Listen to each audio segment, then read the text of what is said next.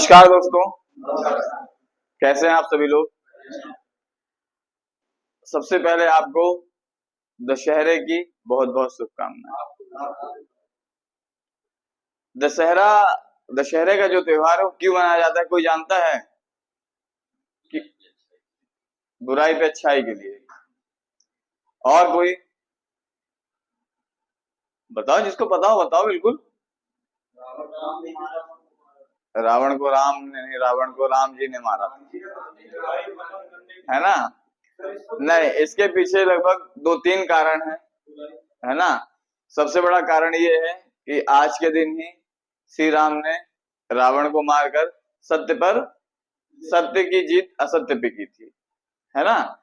दूसरा, एक ये भी मानते हैं लोग कि आज के दिन ही दुर्गा माँ ने महिषासुर को 9 दिन और 1 रात के युद्ध के बाद उस पर विजय प्राप्त की थी।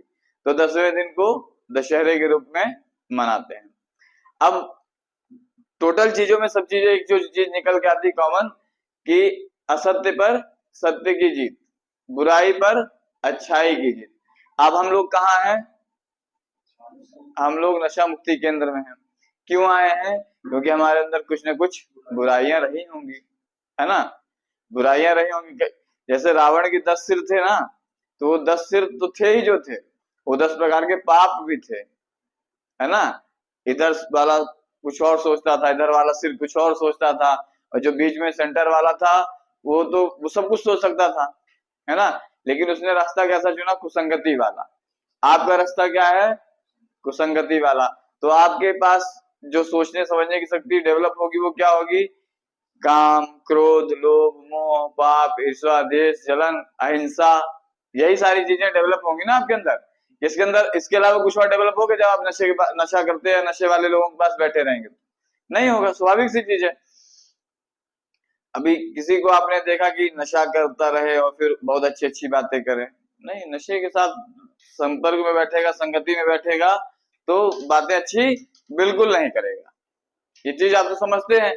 तो आप नशा मुक्ति केंद्र में आए हैं और आपको एक मौका मिला है आज कि आप यहाँ रहकर ये जो आपके कई प्रकार के पाप हैं, है ना, इनको आप यहीं छोड़ दें। और यहाँ से जब जाएं आप तो सारी अच्छाइयों को अपने साथ समेट कर ले जाएं।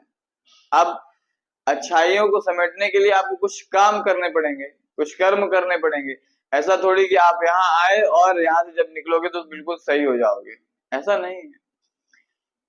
रावण के ऊपर विजय पाने के लिए राम जी को शस्त्र उठाना पड़ा था, बस कि ऐसे ही खड़े हो गए थे तो बस जीत गए, है ना। उनका भी युद्ध कई समय तक चला।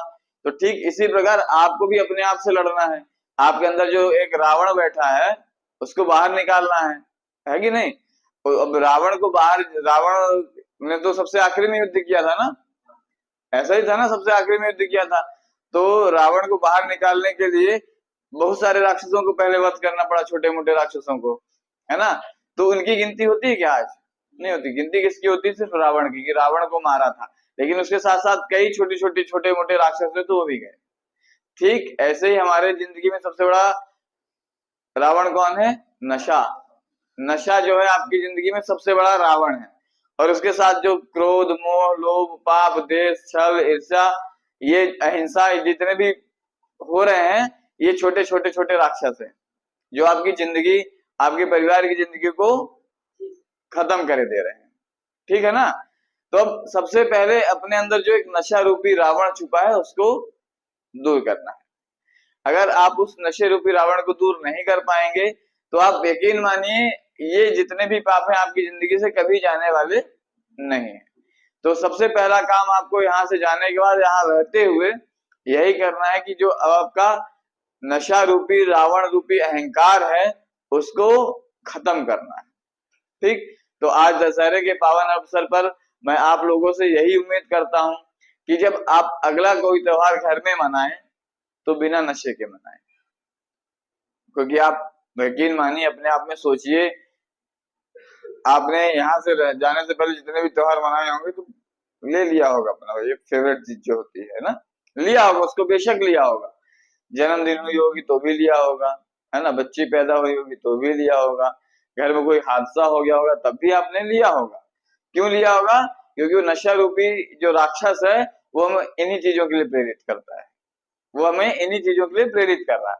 तो अब हमको क्या करना है, यहाँ से जाने के बाद इन चीजों को त्यागना है, खत्म करना है, छोड़ना है। तो आप सबसे मेरी उम्मीद यही करता हूं मैं कि यहाँ से जाने के बाद आप बिल्कुल अच्छे से रहें, और जो आने वाले त्योहार है अपने परिवार के साथ शांतिपूर्वक बिना नशे के मनाएं। आपको छोटा सा बर्थडे भी मनाना है तो बिना नशे के ही मनाएं।